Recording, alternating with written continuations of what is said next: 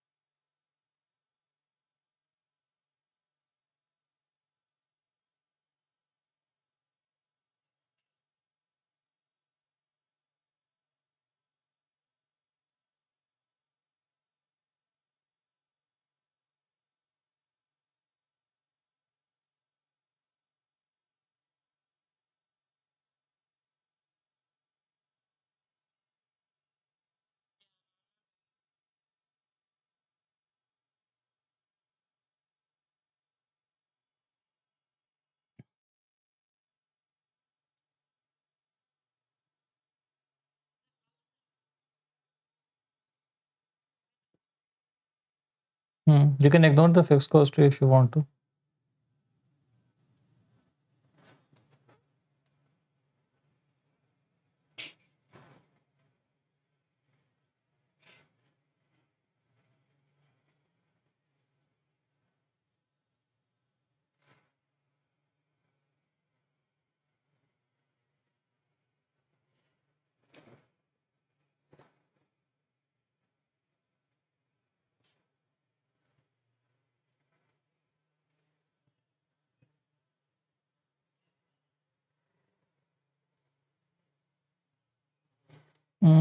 What was the variable cost? It was 2000.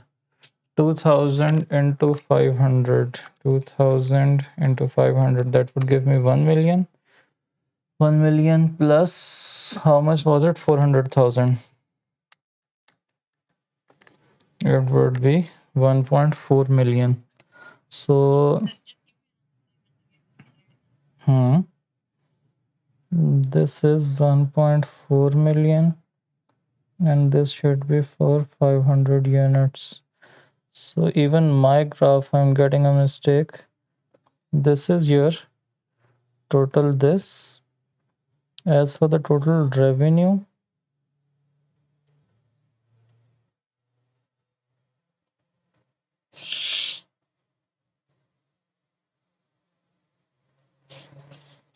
total revenue.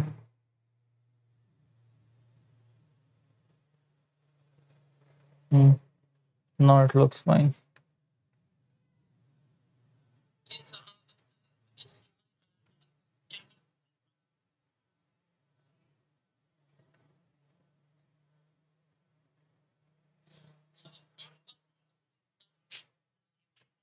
Hmm.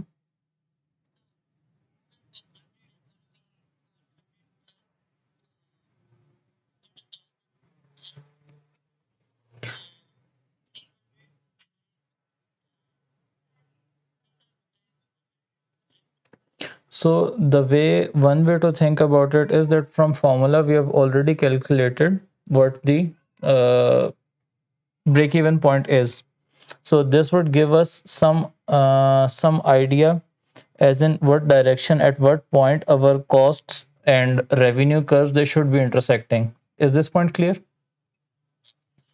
Next thing I know is that for 0 units the revenue will be 0.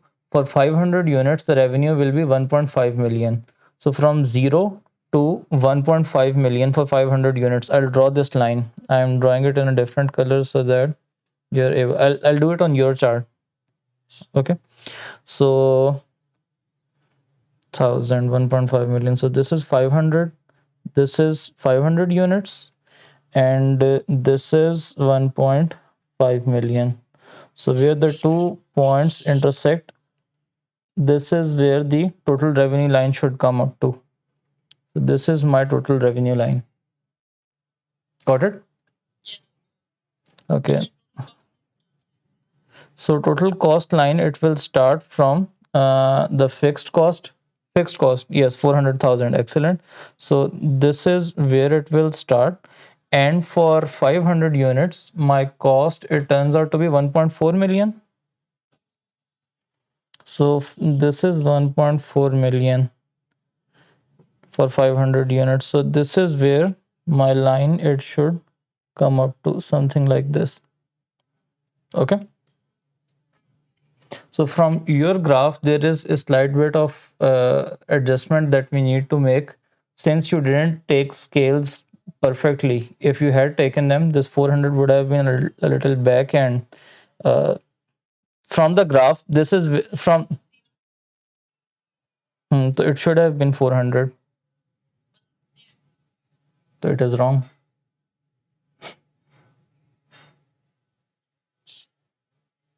Because you did not take the graph, the scale on the x and y axis perfectly. If you had taken, so for example, let me show you. This much is 100 and only this much is 200. So 100 is bigger than 200. Similarly, 200 to 300 and 300 to 400, they're not all the same. So they should be,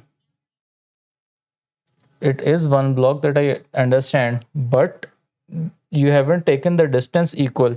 This distance, for example, if this is 5 cm, this is 4, and this is 3.5, something like that. The distance for 100 units, it should be the same along the x-axis, right?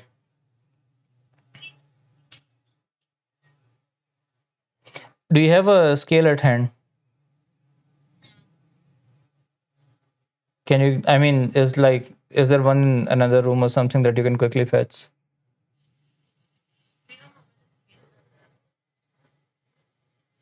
Okay, so the way we will do, I mean, to draw it perfectly, on x-axis, you'll draw a line, and then at equal distances, for example, if you're taking 1 inch distance, if this is 100, then 2 inch, that will be 200, then 3 inch, that will be 300, and 4 inch, that will be 400. Okay, so they have to be equal distances from each other. Even for the one that I've drawn, they're not equal because I didn't use a scale.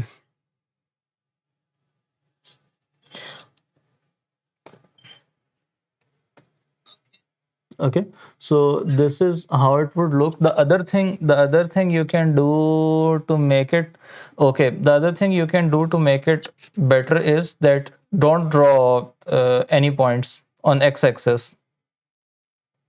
Okay, this is like a way around into like drawing the diagram correctly if you don't have the scale. The way you will do it is you'll draw just a line on x-axis, and for this line you'll say this is 500 units, the end. Okay, and on y-axis you'll take a certain value to be 1500. Then take this point, the point that connects both of them, and the point that connects both of them, draw a total revenue line for that. Okay, then from here 400,000, draw a line up till 500, which will be 1.4, 1.4, something like this. Okay, if I draw 1.4 over here, it will be like this. Let me make your graph a bit better. It will be like this. This is 500, right? It will be like this. So here you go. The points where the two graphs, where the two lines, they intersect each other, that is the point of break even. We know that it should be 400, and this is how you get it. Even from your diagram, if I adjust, see, 100 to 200, it's different. 200 to 300, it's different. 300 to 400, it's different. 400 to 500, it's different. So if I just adjust it a bit, I can get 400 from your diagram as well, which I've just done.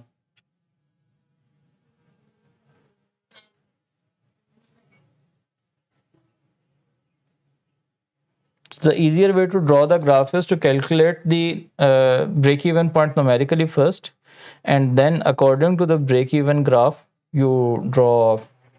That is only if you do not have a scale. If you have a scale, and if you take the markings perfectly on x and y axis, your graph, it would be fine. You'd automatically get the point where the two lines intersect. That will be the break-even point. Okay, you sound sad. Why?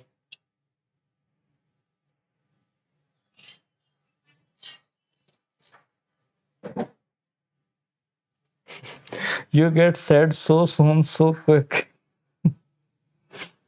don't we? Shall I give you more questions too? Hmm. Should I give you another question to draw the break-even graph for? You'll, if you do it on your notebook and you take a scale, just make these two changes. To you do it on a notebook and you take a scale, you'll be able to get the break-even point. Even for this one, after the class, you can give it a try. Or if you want to give it a try right now, I can wait. Go fetch your notebook and draw it on the notebook. Let's see if you do. Do you have a scale with you? Without scale, you won't be able to get it. Without scale, you won't be able to get it. All right. Do it with a scale.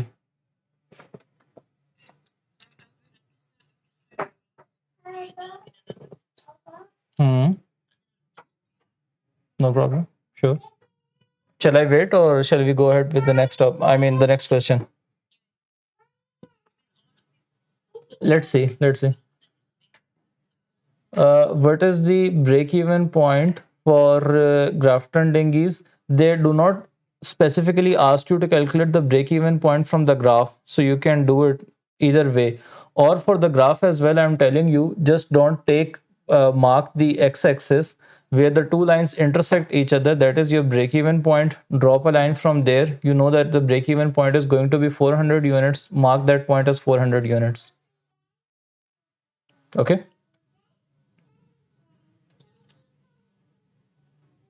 Still said. Okay.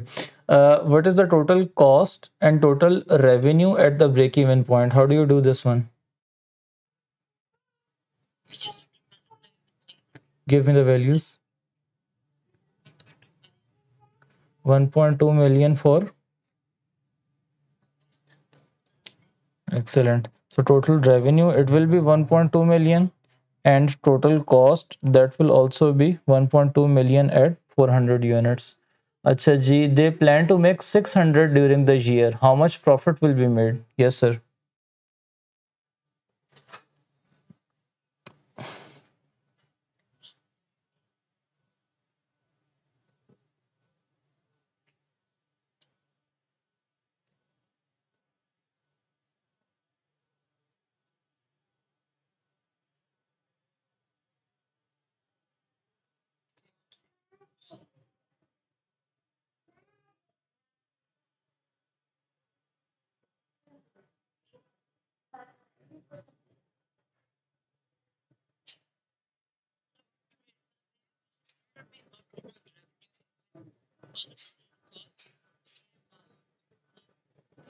So the total cost is variable cost multiplied by number of units plus fixed cost. I'll write over here. Uh, Total cost is equal to total variable cost plus fixed cost. Total variable cost is 2000 multiplied by number of units. How many units they are going to sell? 400.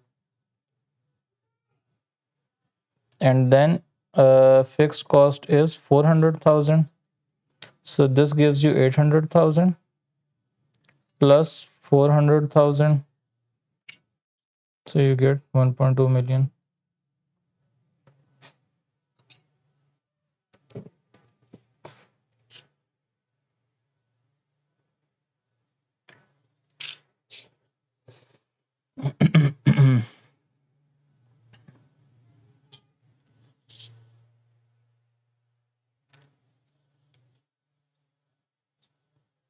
You're doing question 3 now?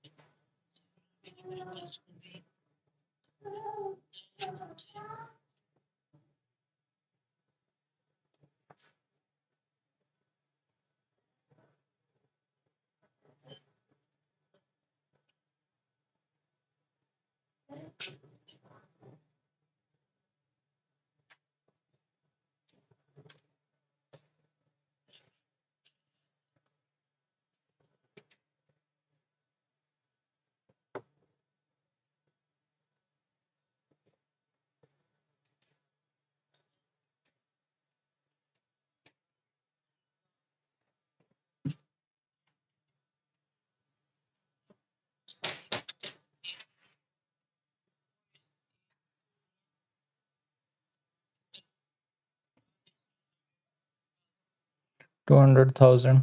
Acha, there is a long way to calculate it and there is a short way to calculate it. I'll give you both.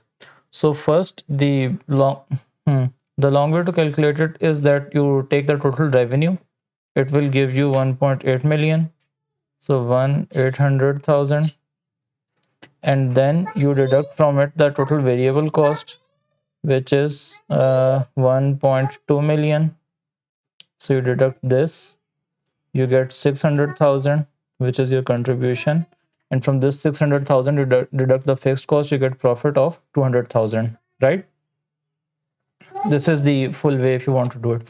The other way to do it is that you say that for every unit that they sell, how much contribution are they making? So for every unit, the contribution is 1000 contribution margin, right? Contribution margin is for one unit. If they sell 600 units, the contribution margin will be 1000 into 600, which is 600,000.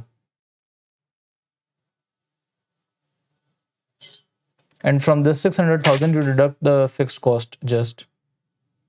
So if you want to calculate the contribution directly, you can do that too. You take contribution margin, what is the contribution per unit, and then you multiply that contribution margin with the number of units. You'll get contribution for the whole lot. Okay. The same way we were doing, if I want to check it for the break-even point as well, only this would change. So it will become 400. So this thing will become 400,000, 400,000 minus 400,000, 0. So that shows that this is the correct formula. Okay. Are you understanding this thing, or is it going above your head?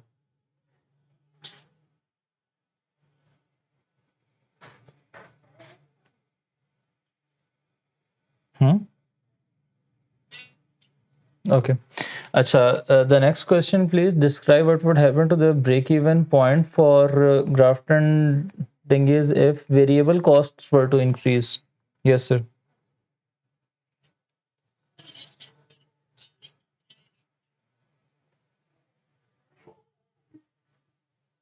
Your voice is breaking. Is it my bad internet connection or yours?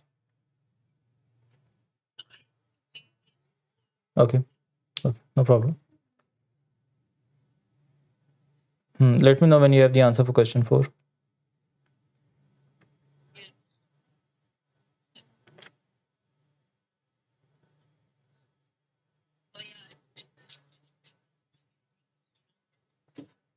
Mm-hmm.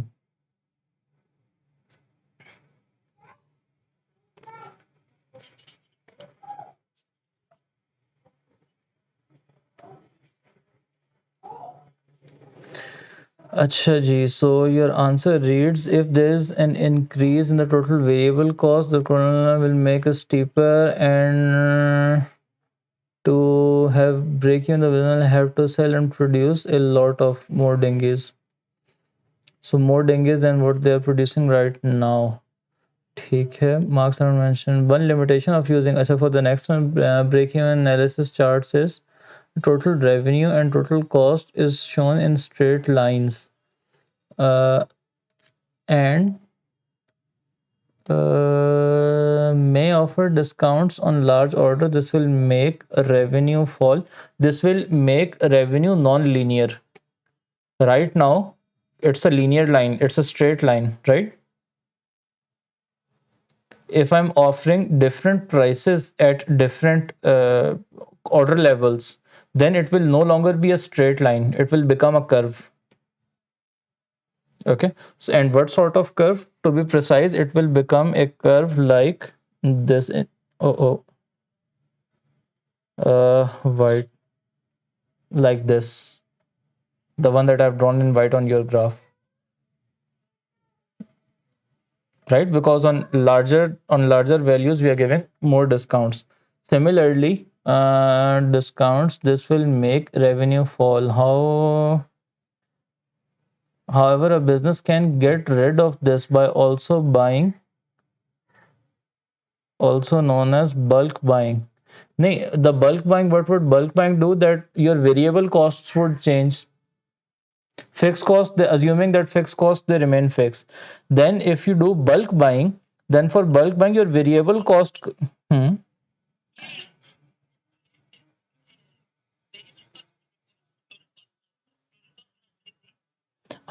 it wouldn't decrease. It will itself become a curve. So it will become something like this. Look over here, and it would give you an interesting situation. It would give you something like this. Okay. There would still be a break even point. There would still be a break even point, but it would change. Acha, one more interesting situation. Yeah, let's leave that for now. There are certain cases where you could get two break-even points from the graph. The curves they curve in such a way, but let's just leave that for now. अच्छा ठीक है your answer is largely right. The only thing that needs to be corrected is that for bulk buying, yes, you would be offered lesser prices, but that would make the graph of variable cost as well non-linear. The graph of variable cost will also become non-linear. Yes. Okay, get rid of this by also buying. And it's not that they will get rid of this. It's getting rid of this is saying that they will manage their profits this way.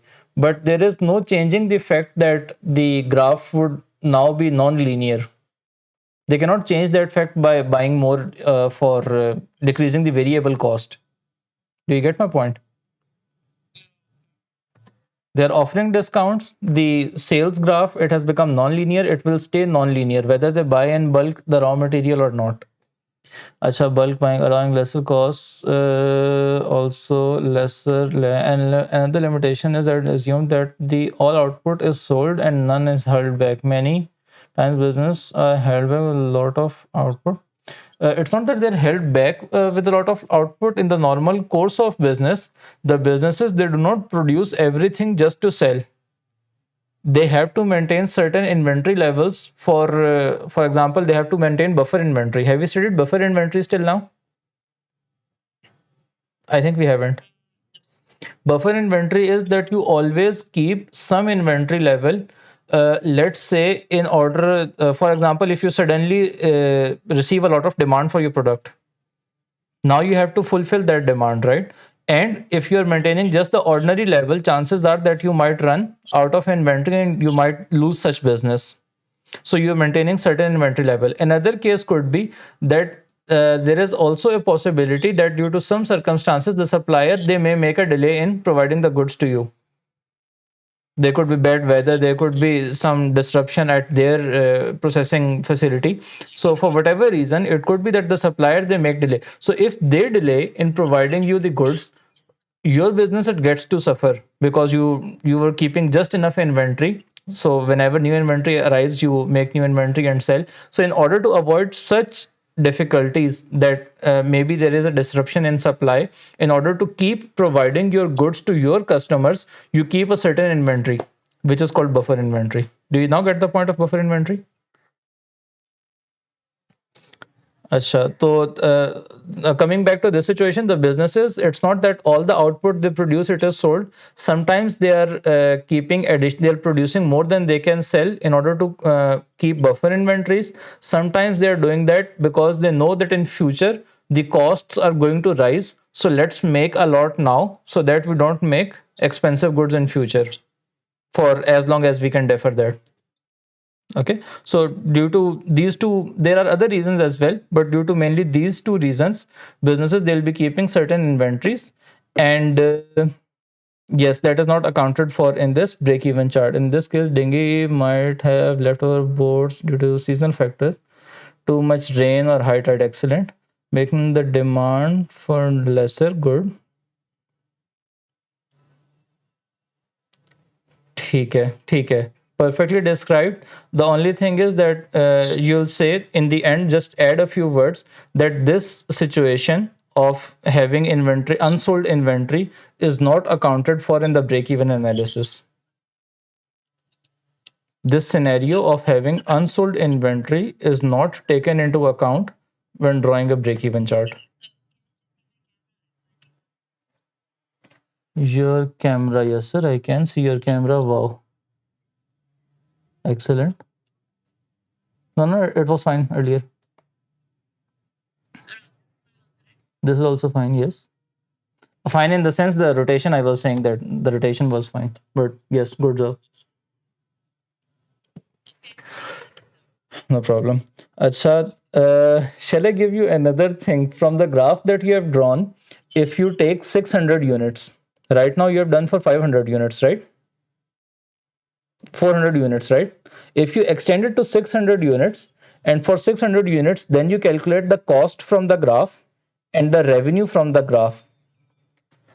You'll get this cost and this revenue. So your total profit will be 200,000, and your total revenue will be 1.8 million, and your total cost will be 1.6 million. See if you can get that too from your graph. You understand what values I'm mentioning and why, right? Okay. अच्छा जी ठीक है जी perfectly described this break-even analysis and this thing. Shall we move to the next chapter now? Acha, the next chapter that we have mostly done it, but we'll do a quick revision. We said that for financial statements, there are three that concern us the most. The one was balance sheet or statement of financial position. The second was cash flow, statement of cash flow. The third was statement of comprehensive income. Okay, this one, it has got a few names. Sometimes we call it income statement. So, income statement. Another name for this thing is statement of comprehensive income. This is the name that's used in your book, but it's the same thing, statement of comprehensive income. Then we have got another name for this thing, statement for profit or loss.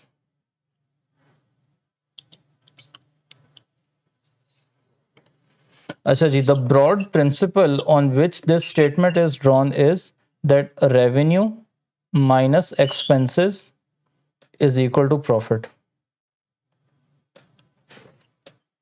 or loss if expenses they exceed the revenue. Okay, now getting into the specifics of this statement, the specific of the statement would be that the first item that we will note in this statement is revenue. We have already discussed and many times seen what revenue is. If you could quickly give me a definition of what revenue is.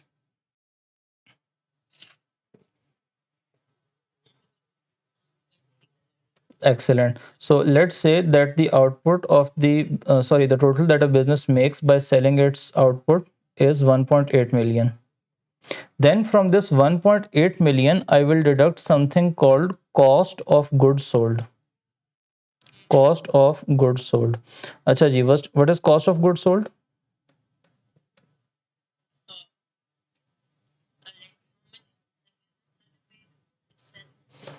Excellent. Just a tiny change to what you have said. How much cost the business earns in order to get hold of this thing, do the processing on this thing, and eventually sell this thing. Okay, so all the costs, these are, for example, let's take the example of those dinghies that we had in the last case. If we are ourselves manufacturing those, okay, then all the manufacturing, purchase of dinghies, the conversion cost, what I have to pay to the labor, what I have to incur in terms of factory charges, all those costs, they will be included in cost of goods sold. Okay, so let's say those costs, they turn out to be 1.2 million. 1.2 million. So if I deduct from revenue this 1.2 million, I'll get 600,000. This will be my gross profit. Okay, so gross profit, if somebody ever asks you that what's gross profit, it is the difference between revenue and cost of goods sold. Revenue is the amount that I'm getting by selling my products. Cost of goods sold is the costs that I have to incur in order to produce and sell these things, uh, selling which is my main business. Acha, from gross profit, we deduct something called operating expenses. Operating expenses, what are operating expenses?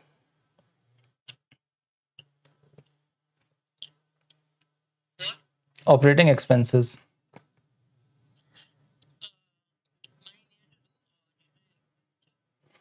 The expenditure that a business incurs in order to run the business, but this expenditure, it's not directly attributable to the things which are being produced and sold. Okay, for example, the person in the marketing department, his salary, he is being paid a salary, He's being paid a salary to run the business, but that salary, I cannot say it that this salary was incurred in producing the goods, right? So these are, I can use, we don't use this term in the statement, but just to understand, this is called product. These are production costs that a business incurs, and these are non-production costs, let's say. Even though this isn't a precise term to use, and we won't use this term in the statements that we make, but just for the sake of understanding, we can roughly relate the idea that cost of goods sold are the costs that are incurred in producing and selling the thing, buying the stuff, producing, converting it into saleable form and selling it. And non-production is the other costs. For example, advertisement that a business does. Advertisement is not a cost that I incur in order to make a good. Yet I have to carry out this expense in order to sell the good, right? In order for the business. So advertisement is another example of operating costs. Acha ji, for operating costs, let's say I say these were 100,000. So what I get after deducting operating expenses from the gross profit is, uh, I deduct operating expenses, and sometimes the businesses, they have other income as well. What is other income? Other income is, for example, this business which rented out dinghies and which produced and sold dinghies, they have also got some vehicles for transportation of goods, right? If a vehicle, it gets too old and they want to sell that vehicle, now they chances are that they could make a profit on sale of that vehicle as well, but selling that vehicle, it wasn't the main business, right? So such incomes that a business earns, which are, let's say, side incomes, which aren't the main revenue activity of the business, such incomes, they are called other incomes. So they are added, if any, and let's say in this case their other income is 10,000. Okay, so 10,000, it will be added, my bad. So 600 minus 100 will be 500. 500 plus 10 will be 510,000. This is called operating profit. What is it called? Operating profit. How do I calculate operating profit? I take gross profit, and then from gross profit I deduct the operating expenses and I add other income. This will give me operating profit. From gross profit, I deduct operating expenses, I add other income, I get operating profit. Are you still on the graph, or are you paying full attention to what I'm saying right now? Okay, good. Acha. There are other names for, okay, okay. Operating profit, another name it's sometimes called is PBIT, profit before interest and tax. Or sometimes we also call it EBIT, earnings before interest and tax. It's the same thing.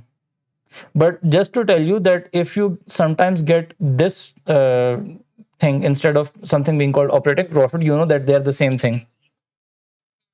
Okay. So once you have got the operating profit, what we do is we deduct finance cost from the operating profit. What do we deduct? From operating profit, we deduct finance, operating profit minus finance cost. Operating profit minus finance cost, let's say it was 20,000. So that will give me 490,000. So this amount is called profit before tax. What is it called? And from profit before tax, if I also deduct the tax expense, if I take 30%, even though it's not mandatory, let's say 150,000. So I deduct from it taxation, 150,000. So this will give me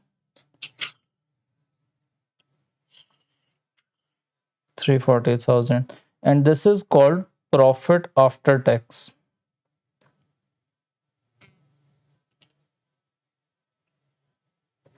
right? This is what your income statement or statement of comprehensive income in most cases would look like. You have to learn this format. We have got just one topic left from this chapter, and that topic is what is the use of business, sorry, statement of comprehensive income for a business. This chapter is mainly about how we draw the statement of comprehensive income, what we have just learned. The other thing is that we have to learn its uses. What is the statement of comprehensive income used for? The third thing that we have to understand is that what are the limitations of using a statement of comprehensive income. Acha, finance cost, I didn't tell you what is finance cost. Finance cost is the interest expense that a business bears. So, for example, if they've taken any loan, the interest payments that they have made for that, that is the finance cost. Okay. Acha, one more thing, and that is perhaps easy to understand. If there is no finance cost, a business hasn't taken any loan. That could also be a situation, right? So it's not mandatory that every business they have taken. Huh. Is it mandatory that every business they have borrowed some amount from someone? It could be that it's the owners of the business who have got all the funding secured and they are running the business from their own fundings. So in that case, the business it wouldn't have a finance, it wouldn't have a loan, and if it doesn't have a loan, it wouldn't have a finance cost, right? If finance cost is zero, then operating profit and profit before tax would be the same. So for example, if over here instead of 20,000 it was zero, then 500,000 minus zero would have been 500,000, 510,000, right? 510,000 minus zero would be 510,000, right? So again, I repeat, if finance cost is zero, or if business has no borrowings, then operating profit will be equal to profit before tax. They would be the same.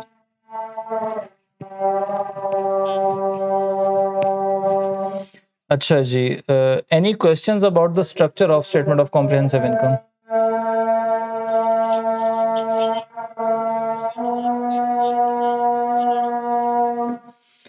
Acha, did you draw this one that I just drew, this format?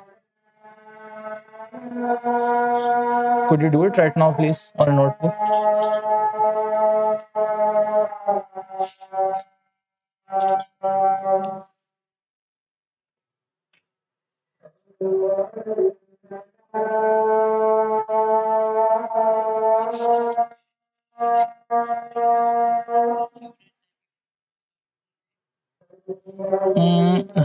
More than by hearting, if you understand this thing, I think that would be more helpful. For certain things, you'll have to by heart them, yes.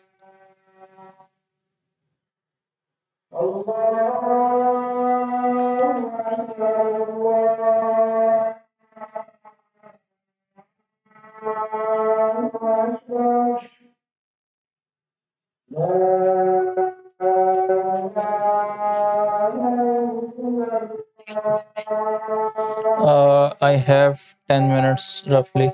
I just want to finish this, or shall we finish this in the next class? It will take me some time. I won't be. So, what we can do is we can perhaps start tomorrow on time or a bit early and then extend the stretch the class a bit.